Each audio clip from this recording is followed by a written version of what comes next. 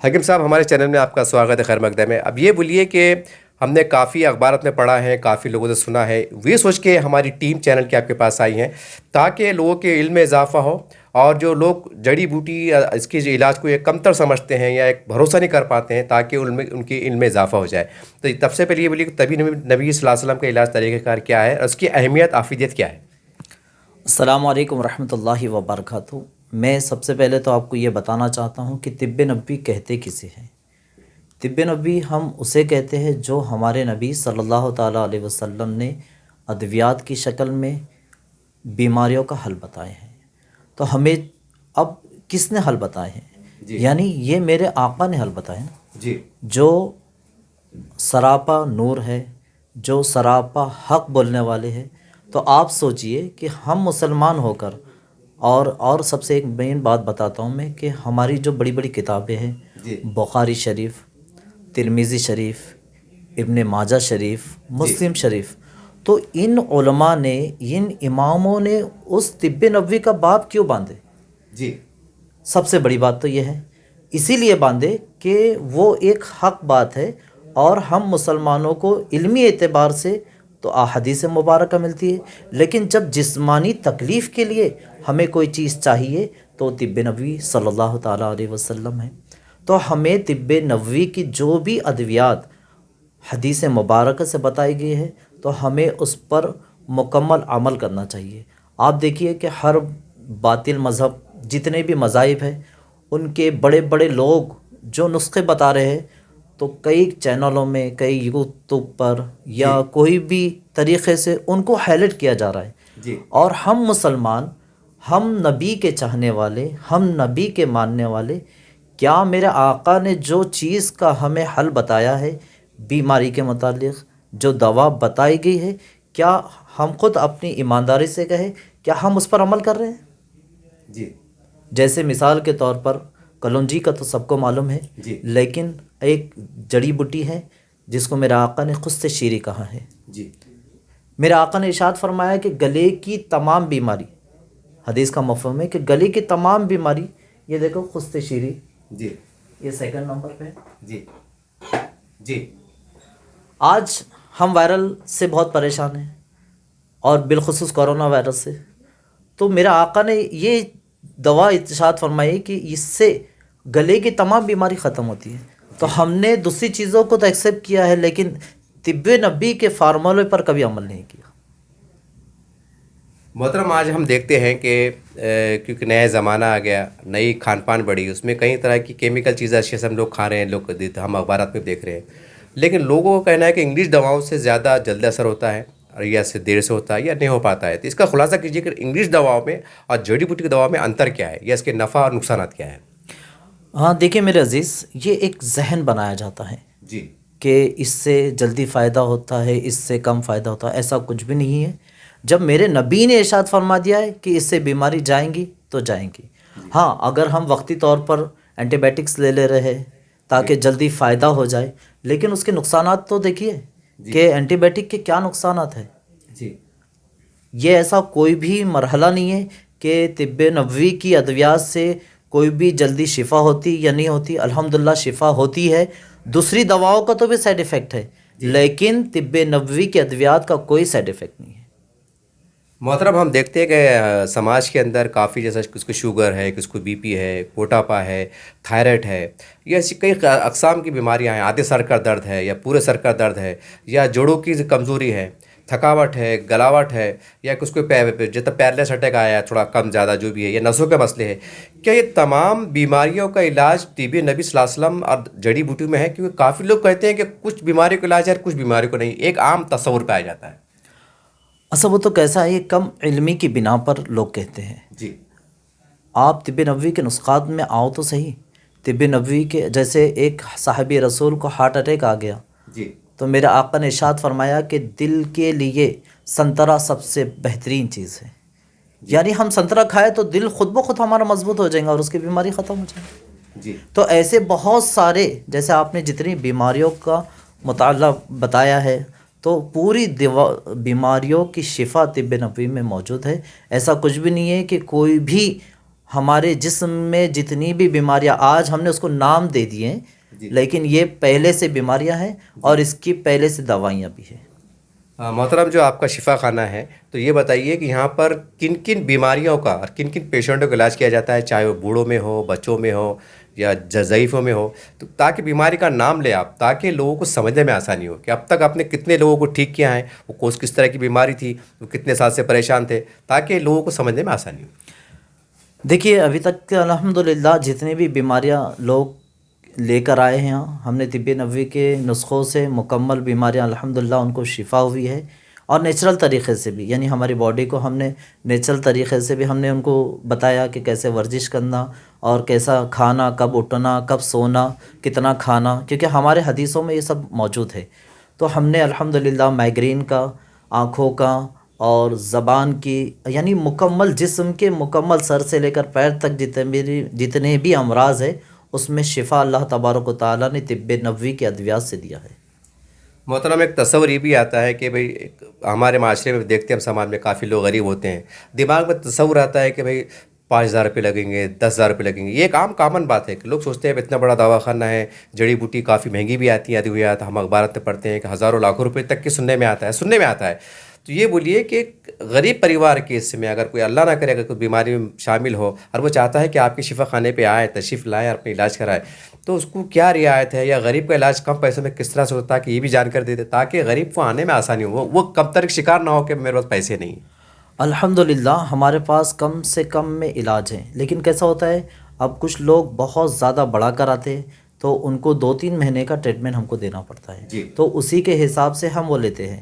اور ہمارے پاس یہاں پر الحمدللہ ہمارے بیٹھے ہوئے جو ہمارے ذمہ دار ہے، تو ہمارے پاس ایسا بھی اصول ہے کہ ہمارے پاس اگر 70-80 پیشنٹ آئیں گے تو اس میں سے 20 پیشنٹ ہم لوگ فری کرتے ہیں، جی یعنی جو غریب ہے ان کے ہم 1 روپیہ بھی نہیں لیتے، ہم ان کو کہتے ہیں کہ بس آپ اپنا ٹریٹمنٹ کراؤ، جی ہمارے پاس یہ سہولت ہے۔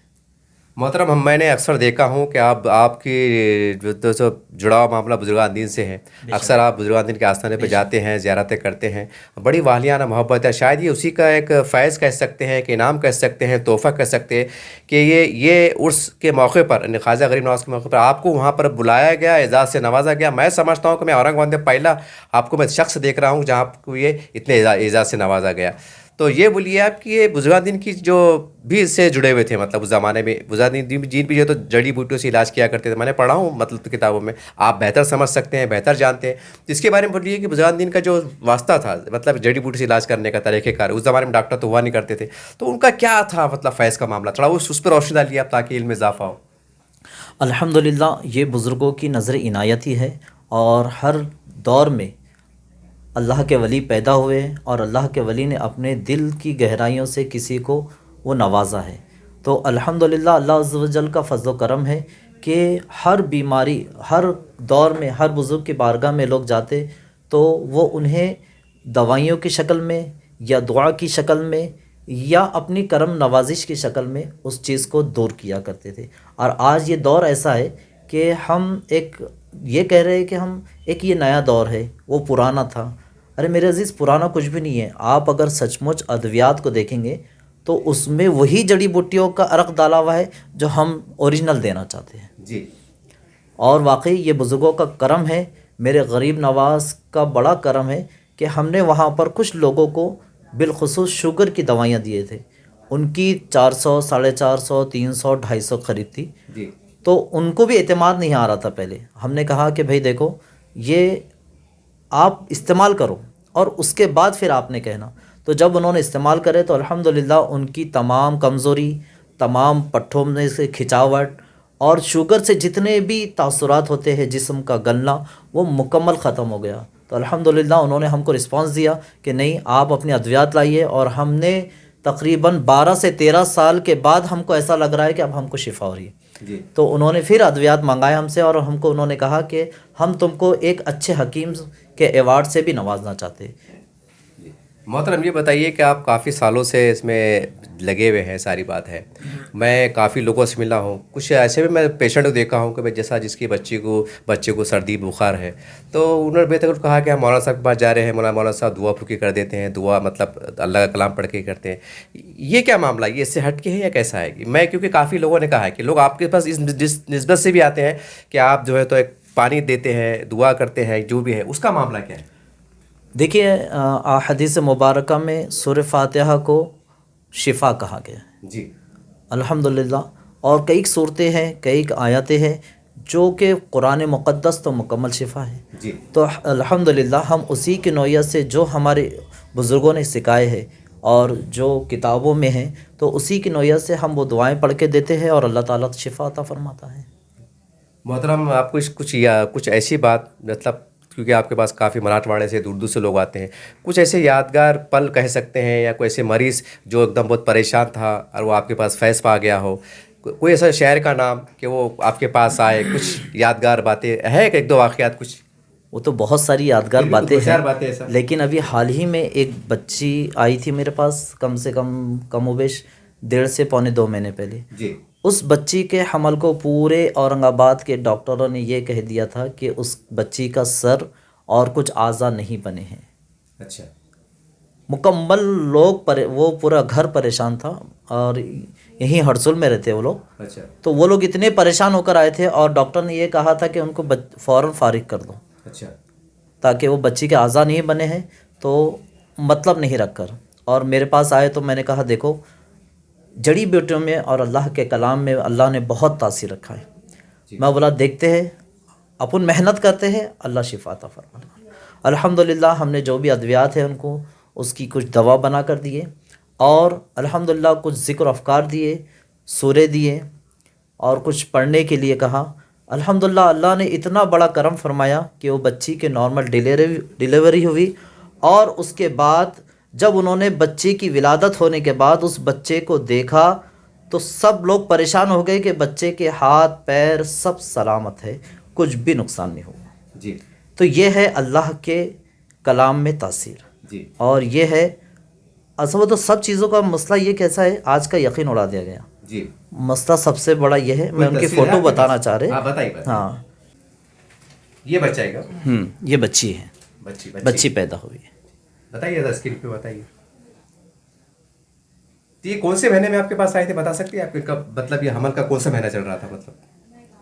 تاکہ جیسا بھی کیونکہ آپ بتا رہے ہیں نا کہ ڈیلیوری ہوگی تو کتنے مہینے، خیر یہ ڈیٹیلس کا نہیں بتا سکتے. نہیں یہ دیکھو 1 نومبر کو آئے تھے وہ لوگ میرے پاس. جی 1 نومبر سے ہم نے علاج شروع کرے تھے. جی ہاں، اور ابھی یہ بچے کو کتنے دن ہوئے مجھ کو اتنا یاد نہیں ہے. جی ہاں وہ ڈیٹ انشاءاللہ تعالیٰ میں بولتا ہوں آپ کو. اچھا محترم، میں کامن سی بیماریاں ہوتی ہیں جیسے کہ جاڑا بجنا، بخار آ جانا، سر کا درد ہونا، کیا یہ ریگولر کی بیماریوں کا بھی علاج اس میں ہے فوری طور سے؟ ہاں میں یہی تو کہنا چاہتا ہوں کہ طب نبوی کو ہم ذرا غور سے تو پڑھے.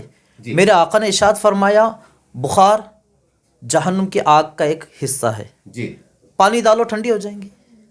میرے آقا نے صرف پانی کا کہا کہ جس کو بخار آتا ہے تم اس کو پانی میں بھگا دو، بخار ختم ہو جاتا ہے. کئی پیشنٹ ہمارے پاس آتے ہیں کہ بہت بخار آ گیا، ہم کچھ نہیں کرتے، ہم بولتے نہا لو، ٹھنڈے پانی سے نہا لو، پانی سے نہا لو، الحمدللہ ختم ہو جاتا ہے.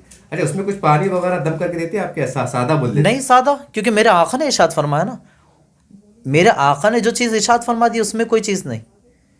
وہ وہ حدیث مبارکہ ہے، اس میں ہم ایڈ نہیں کر سکتے. جی جی ہاں اگر پھر یعنی کچھ لوگوں کا یقین نہیں ہے بھئی، وہ کچھ لوگ کہتے ہیں کہ پانی ڈال دیں گے تو سردی ہو جائیں گی، پھر اور کف بڑھ جائے گا.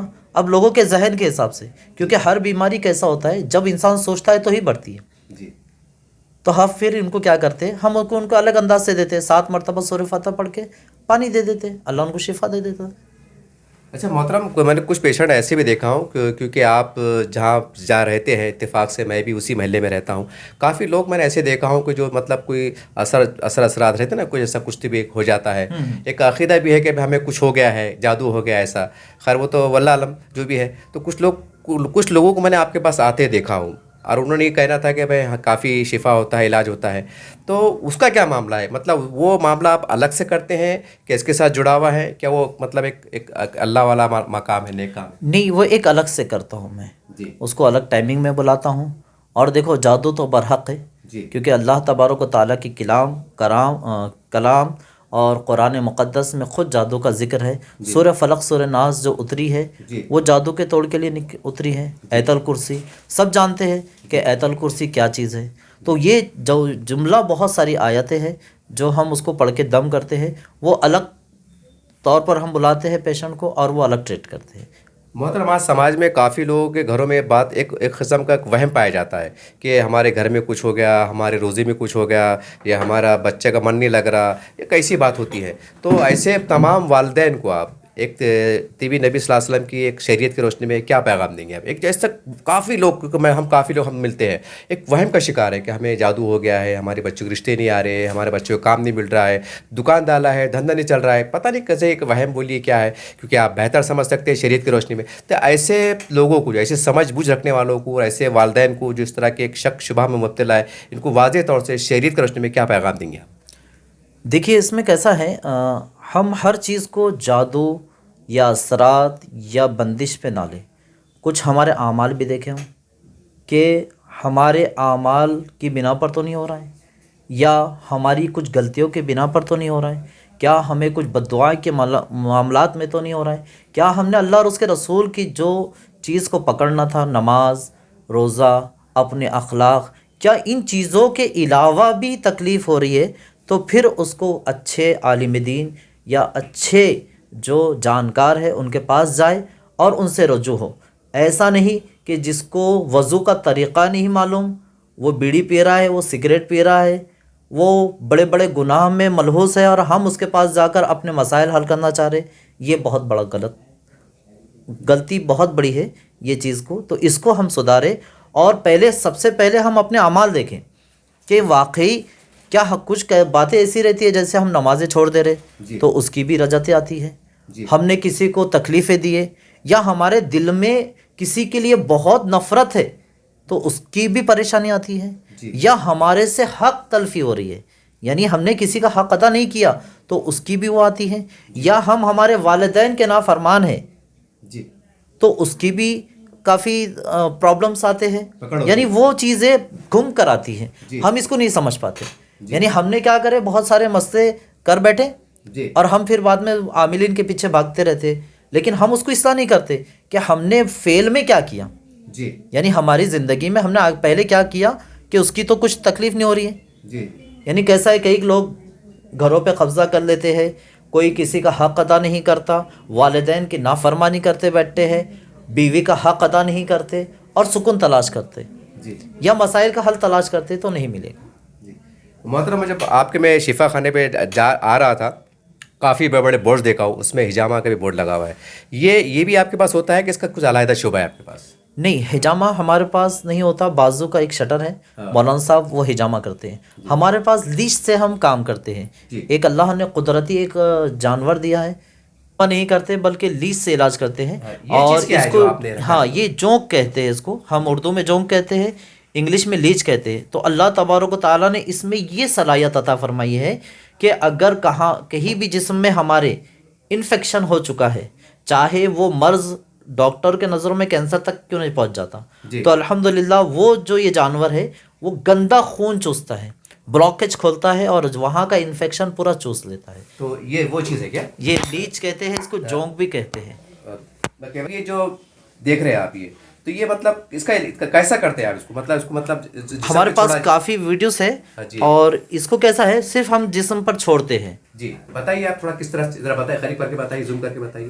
یہ جسم پر جہاں پر انفیکشن رہے گا وہیں جائے گا اور اسی کو ڈیٹیکٹ کرے گا، وہ ویسا نہیں پکڑے گا.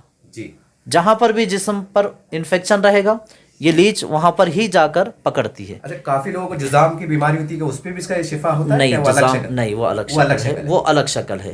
وہ جلد کی بیماری ہے اور اس کے متعلق بہت الگ ہے. وہ جذام بولے تو بہت بڑا جراثیم ہوتا ہے، اس کے لیے طب نبی میں بھی بہت سارے نسخات ہیں، وہ انشاءاللہ ہم بتائیں گے آپ کو. اچھا، یہ بولیے کہ آپ جب یہ ویڈیو وائرل ہوگا تو یہ ویڈیو تمام مراٹھواڑے میں، مہاراشٹر میں دیکھا جائے گا. آپ جو دور دراز سے لوگ آنے والے ہیں تو آپ کا شفا خانہ یعنی کہ آپ کا دوا خانہ جو ہے تو یہ کب کھلتا ہے، کب بند ہوتا ہے، یا آپ کب تک یہاں پر بیٹھتے ہیں تاکہ آنے والوں کو چکر نہ ہو؟ ہم دیکھو یہاں پر 11:30 پونے 12 بجے تک آ جاتے ہیں اور الحمدللہ یعنی ہمارے پاس پیشنٹ سمجھو 5 ساڑھے 5 6 بجے تک رہتے ہیں. ہمارا ٹائمنگ 4 بجے کا ہے لیکن ہم جب تک پیشنٹ رہے جب تک رہتے ہیں. منیمم 5:30 6 بجتے ہیں ہمارے کو یہاں سے.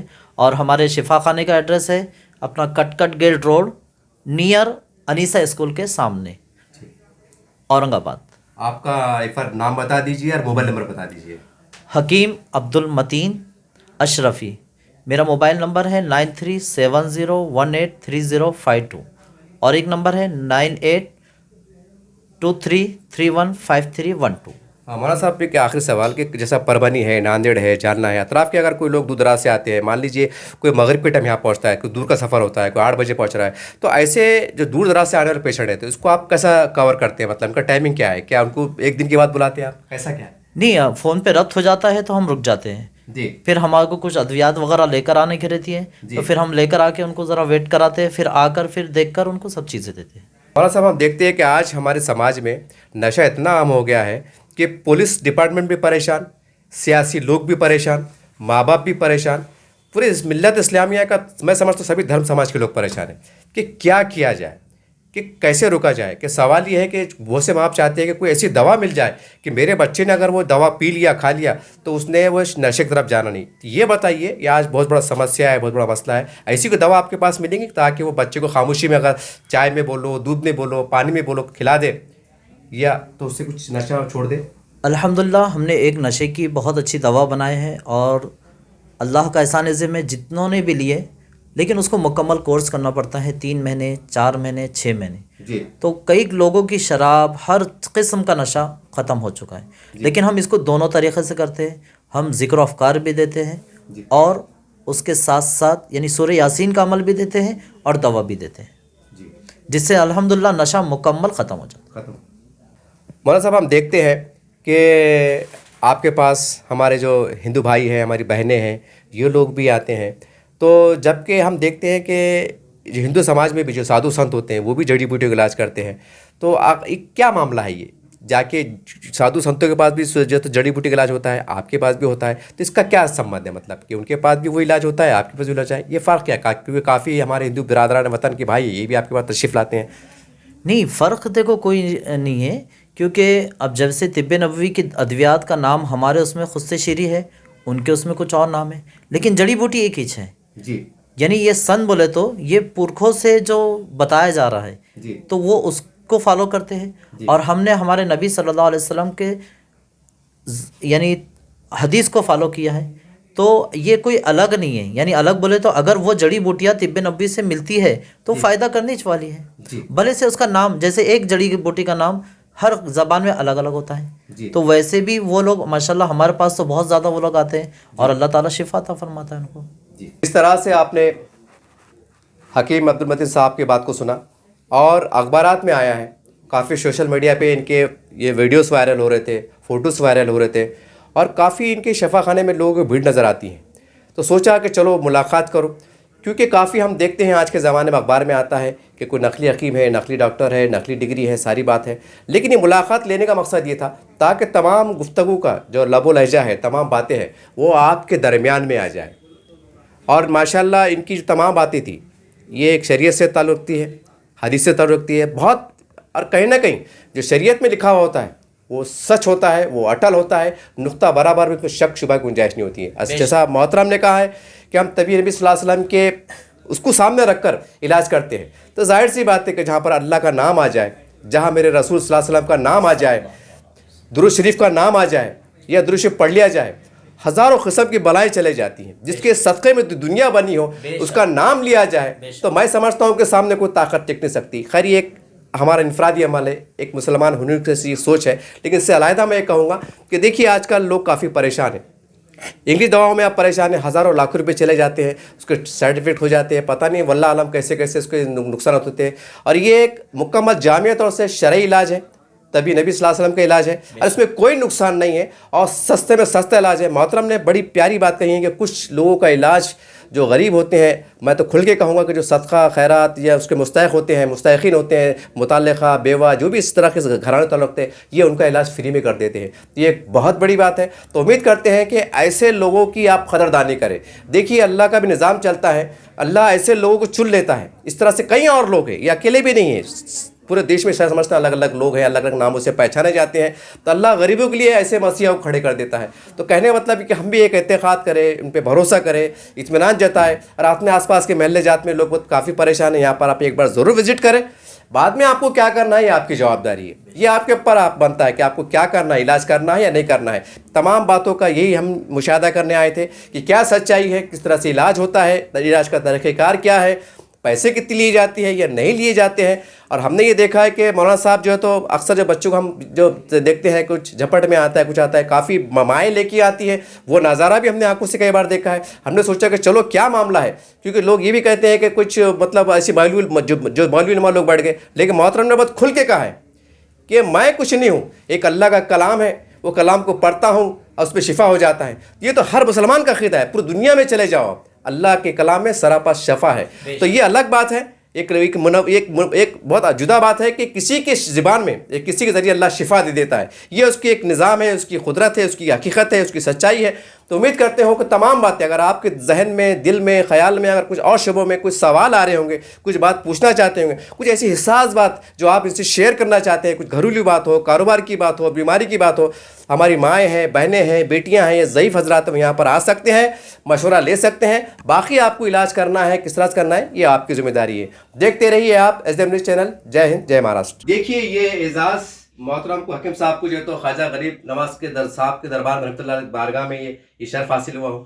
اور میری بھی خوش قسمتی ہے کہ بھائی یہ بارگاہ سے آیا ہے، وہاں پر آیا ہے، اور یہ ہاتھ میرے بھی لگے ہیں. مجھے بھی بڑا شرف حاصل ہو رہا ہے کہ محترم کے پاس کھڑا ہوں اور اس اعزاز کو میں دیکھ رہا ہوں. تو مولانا صاحب آپ کو بڑی گہرائی سے مبارکباد کہ اللہ نے آپ کو اتنے بڑے مقام پہ بلایا، وہاں کے بڑی ہستیوں کے درمیان سے آپ کو اعزاز سے نوازا گیا. ہماری دعائیں نیک خواہشات آپ کے ساتھ ہیں. آپ کو دلی مبارک.